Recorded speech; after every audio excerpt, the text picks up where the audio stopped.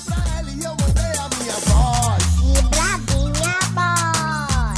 Que bradinha, boy. E quando ele ligou pra ela, tava no motel com nós. Que bradinha, boy. Que bradinha, boy. E aí, povo, de boa? Eu sou Manuela Andrade. E eu, Catarina Souza. E esse é o primeiro episódio do rádio documentário Oxe, meu irmão.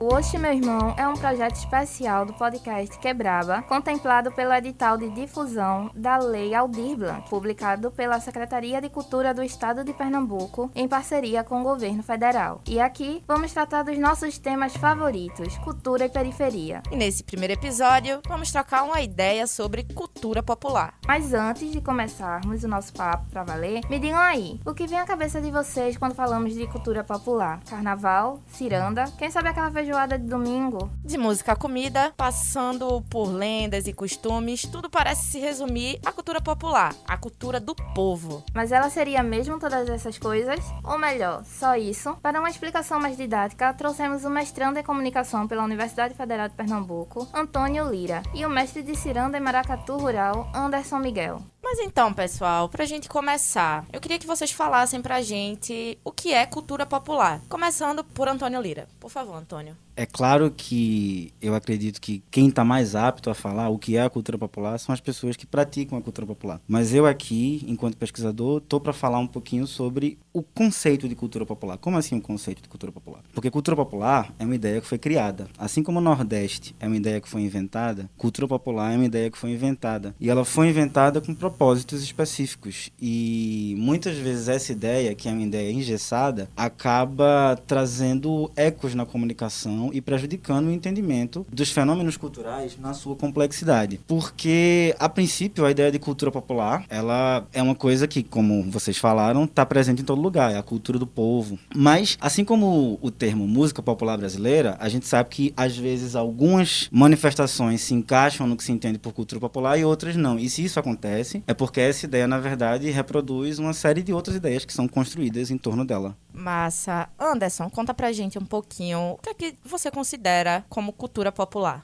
Manuela, é um prazer poder falar contigo mais uma vez. Eu sou Anderson Miguel, mestre Anderson Miguel, mestre de maracatu, cirandeiro, cantor e compositor de Nazaré da Mata, Pernambuco. Olha, a cultura para mim é tudo, Eu faço cultura desde que nasci. Cultura é resistência, cultura é amor, cultura é luta, cultura é paz. Cultura também é manifestações, diversos segmentos culturais, não é? Há uma cultura que luta até hoje para sobreviver também, porque ela também é discriminada, respeitada, mas temos pessoas que fazem cultura porque amam, porque gostam, e está aí até hoje sobrevivendo a muitas coisas, mas o bom de tudo é saber que temos fazedores de cultura que não deixa o barco afundar, e estamos juntos aí sempre. E eu particularmente faço cultura desde que nasci, minha mãe grávida, eu lá já sentia cultura na minha veia, então é como eu sempre falo, nasci para fazer cultura e só deixo quando morrer. Quando falamos de cultura popular, sempre lembramos dos velhos mestres, ritmos consolidados e contos de antes dos nossos avós. Coisas criadas há muito tempo, o que deixa a questão: a cultura popular é algo imutável?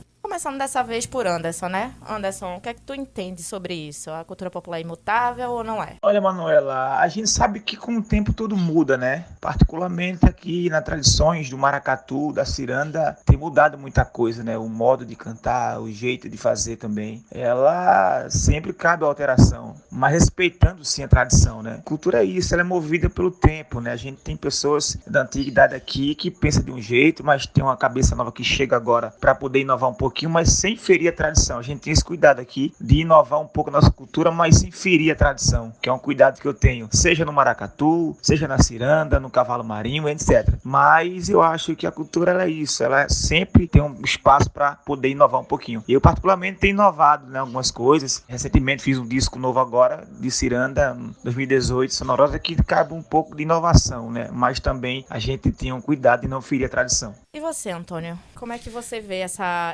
perspectiva? Então, como eu falei, essa ideia de cultura popular é uma ideia construída. E a ideia de que a cultura popular é imutável também é uma ideia construída. É uma ideia que é construída historicamente, inclusive há documentos e recomendações. Há um documento que se chama Recomendação sobre a Salvaguarda da Cultura Tradicional e Popular, que é um documento que surgiu de um encontro da Unesco em 1989. E, historicamente, essa ideia de cultura popular, ela é construída, sim, enquanto algo imutável. Ela é construída como se essa cultura popular fosse imutável porque nela está a verdadeira essência do povo. Então, dentro dessa ideia de cultura estaria a ideia de essência do povo. E essa ideia surge quando começa o processo da modernidade, a partir do século XV, com as grandes navegações, a globalização, e esse processo que se consolida através do colonialismo no capitalismo. Porque a cultura popular, ela é colocada enquanto oposição à ideia de modernidade, à ideia de algo cosmopolita, à ideia de algo moderno que se renova. Então, a cultura popular seria colocada enquanto algo autêntico, algo que está parado no tempo e que, na verdade, não se comprova com nenhuma manifestação cultural, porque nenhuma manifestação cultural está parada no tempo, nenhuma delas está parada no tempo. Elas estão inseridas dentro do tempo, mas ao mesmo tempo essa ideia ela é construída porque muitas vezes, na hora de se pensar a política pública e historicamente, essa ideia de essência do povo, de quem é pernambucano de verdade, quem é brasileiro de verdade, que é uma ideia que a gente sabe que é autoritária e que muitas vezes descamba em coisas extremamente problemáticas, ela está um pouco dentro dessa ideia construída de cultura popular, né? E é uma ideia que é uma ideia muito ruim, porque as manifestações que acabam entrando dentro dessa chancela da cultura popular, que é importante em algum nível que haja essa chancela, porque o Estado tem um papel diante da cultura, a gente sabe, isso tem que ser defendido, mas quando elas entram dentro disso, há uma imposição dessa estrutura para que elas fiquem nesse lugar de estarem paradas no tempo. Porque é uma coisa que não é necessariamente direta, mas é uma construção colonialista, é uma construção estrutural, assim como o machismo é estrutural, assim como o racismo é estrutural. Essa ideia de cultura popular é uma ideia que é construída. E eu acho que a gente precisa debater isso, a gente precisa estar trazendo isso à tona, porque é muito ruim para qualquer manifestação cultural o fato de existirem acadêmicos e intelectuais que dizem o que são essas manifestações e que querem colocá-las paradas no tempo, né? Eu acho, inclusive, problemático que ainda tenha que existir, por exemplo, num debate quanto esse, a figura do acadêmico que vem aqui discutir. E eu entendo que é importante, por isso que a gente está aqui, mas não deveria ser assim. Eu acho que a gente está aqui debatendo para também reciclar essas ideias e desconstruir essas estruturas que, na verdade, geram uma série de assimetrias e uma série de problemáticas que são ruins para os artistas, para a população, para o Estado e para o entendimento que a gente tem de cultura. Eu percebo bastante que essa questão de cultura popular, ela se perde um pouco em cultura tradicional, né? Uma coisa que realmente vem de muitos e muitos anos, seculares, que passou da mãe, que passou da avó, chegou nos filhos e chega na atualidade. Antônio, quem é que diz realmente o que é cultura popular? De onde é que vem realmente esse conceito? Quem é que dita o que é cultura popular? É quem dita ou quem deveria ditar, né? É porque eu acho que, na verdade, a própria ideia de cultura popular é uma ideia muito complicada, porque é um conceito muito guarda-chuva. O que é cultura popular? Às vezes pode ser tudo, às vezes pode não ser nada, porque quando uma coisa ela é tudo, ela também não é nada. Então, a própria ideia de se pensar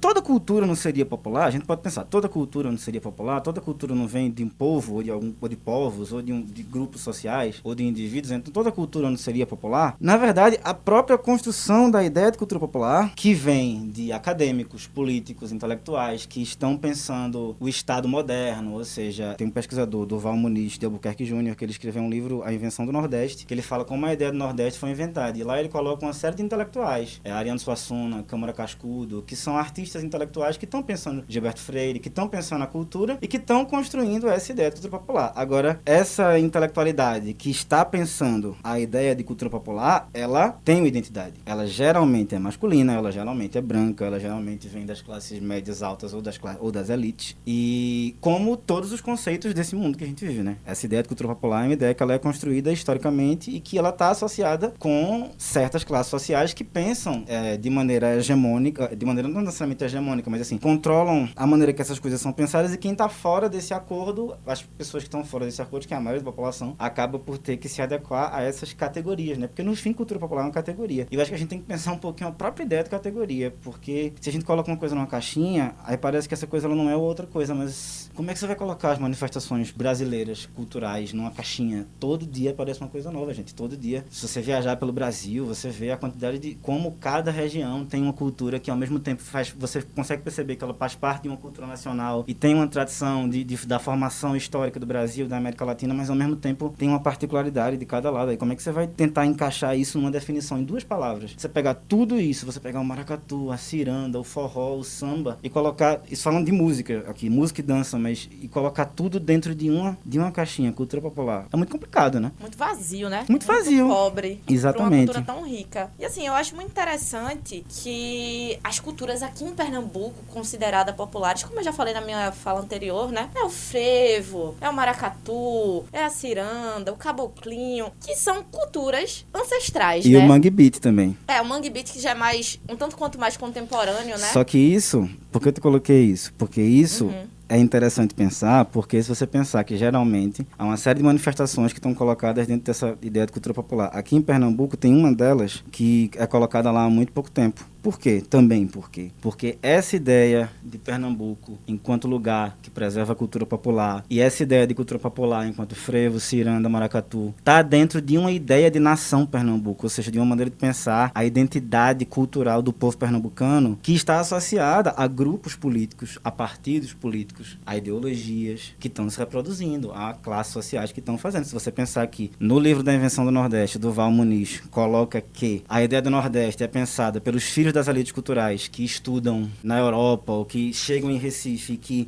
ao redor da Faculdade de Direito do Recife, essas pessoas pensam o que é a ideia do Nordeste. Você pode pensar que hoje a Rua Mamed Simões está do lado da Faculdade de Direito do Recife e ainda ali existe uma elite cultural que de uma forma ou outra está pensando na cultura do Nordeste. Isso é uma coisa que acontece por vários lugares da região, acontece aqui em Pernambuco, acontece na Bahia e isso é uma questão que é construída e que é importante ser construída também, porque nós que estamos aqui fazendo esse debate também fazemos parte disso e também estamos disputando isso. Mas é importante que a gente tenha consciência disso para não parar no tempo. E é contraditório, né? É uma questão bastante contraditória. Afinal, de onde que realmente vêm essas culturas populares já consagradas? Quem são as pessoas que fazem ela? Quem são as pessoas que criaram ela? Quem foram os primeiros dançarinos, os primeiros cantores, os primeiros instrumentistas a fazer esses ritmos? Foram essas elites culturais? Foram esses pensadores que ditam o que é e o que não é cultura? Ou foram realmente as pessoas, o povo, o popular, a quem o acesso é negado e continua sendo negado ao longo da história? O acesso é negado e também é negado a essas pessoas o direito de contar a sua própria história, porque eu acho que sim. Todas as histórias, as tradições, elas estão aí para serem contadas e historicamente algumas histórias vão sendo apagadas, algumas histórias vão sendo colocadas e eu acho que isso faz parte do processo, mas eu acho que quem tem que contar essa história, quem tem que dizer quem são os mestres, quem tem que dizer o que é ciranda, quem tem que dizer o que é maracatu, quem tem que dizer o que é brega, são os artistas que estão fazendo, são as pessoas que estão produzindo aquilo ali, são as pessoas que vivem naquele contexto. São essas pessoas que têm que dizer o que é cultura popular, são essas pessoas que têm que contar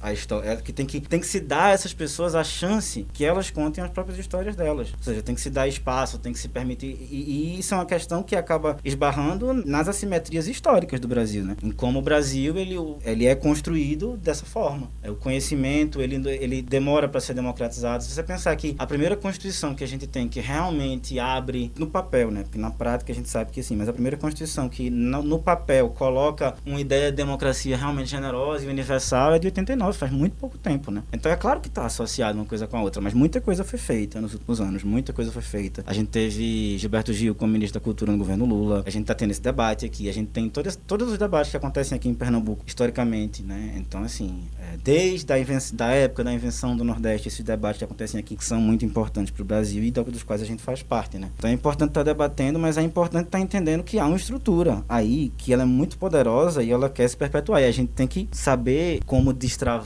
esse debate para fluir, não para necessariamente apontar culpados, mas para entender que eu acredito que cada tempo tem a sua limitação e cada geração pode fazer coisas que talvez outras gerações não precisem fazer, outras gerações vão fazer outras coisas. Eu acho que a gente está num momento agora em que a geração da gente tem que estar debatendo isso e tem que estar revendo um pouquinho essas ideias de cultura do século XX, né? Afinal, a gente está no século XXI. Anderson, uma coisa que é muito interessante é que grandes mestres consagrados, né, em cultura popular, costumam já ter uma certa idade, né? Costumam já ser pessoas idosas até mesmo, mesmo. E você é um nome, um grande expoente da cultura popular pernambucana e é jovem. Tá aqui na faixa etária de todos nós presentes, né? Ali nos 20 anos. Então, como é exercer esse papel? Como é ser esse instrumento realmente de renovação das culturas populares e tradicionais pernambucanas? Olha, Manuela, eu tive o privilégio de começar a carreira, né, muito novo, né, com 8 anos já cantava maracatu e tive o prazer e a honra também de poder ter os cuidados, os ensinamentos dos mestres, né, da velha guarda, né, e tenho até hoje, exemplo é Barachinha, João Paulo, Antônio Roberto, Antônio Paulo Sobrinho, Zé Flor, o Zé Galdino, que já a gente perdeu recentemente, que sempre me apoiou, né, junto com Barachinha, mas a gente hoje tem uma geração nova também muito boa, né, depois que eu comecei a cantar, né, a gente já tinha mestre novo também, com uma idade mais avançada do que a minha, mas já tinha também esse espaço para a juventude, e a palavra mestre é muito forte, eu sempre digo isso, né, você carrega muita responsabilidade e por ser jovem, carrega mais ainda, inclusive eu fui mestre oficial do maracatu enorme com 15 anos de idade, não é fácil o maracatu de suporte, confiar o maracatu num jovem de 15 anos de idade, aonde eu tive esse privilégio do maracatu Águia Misteriosa, o qual faço parte hoje. Também, ao longo do tempo, assumi o maracatu centenário, que é o Cambinho brasileiro do Combe, que é aonde eu nasci, aonde iniciei toda a minha trajetória. O maracatu centenário, confiar. Na época eu tinha 17 anos de idade, né? Então você vê, o maracatu esse de suporte, confiar no jovem de 17 anos de idade, uma história rica, centenária. Então isso requer muita experiência adquirida ao longo do tempo, né? Eu espero continuar nessa minha trajetória assim, sempre aprendendo com a velha guarda, também com a nova geração, que também nos passa ensinamento. É uma troca de saberes, mas o mestre, ele carrega muita responsabilidade. Muito massa, Anderson. Obrigada, Antônio Lira e mestre Anderson, por terem contribuído com essa discussão sobre o que faz da gente brasileiro, nordestino e principalmente pernambucano. Esse foi o primeiro episódio do novo segmento Oxe, meu irmão, e ficamos por aqui. Fiquem de olho nos próximos programas e não se acanhem em sugerir temas em nossa fanpage no facebook.com/quebravacast, no Twitter, @quebravacast e no Instagram, quebravacast. Lembrando que o Oxe, meu irmão é um segmento do Quebraba, contemplado pelo edital de difusão da Lei Aldir Blanc, publicado pela Secretaria de Cultura do Estado de Pernambuco, em parceria com o governo federal. Fiquem ligados no próximo programa, que teremos uns debates muito interessantes, né? Falou! Ele mandou um zap pra ela e eu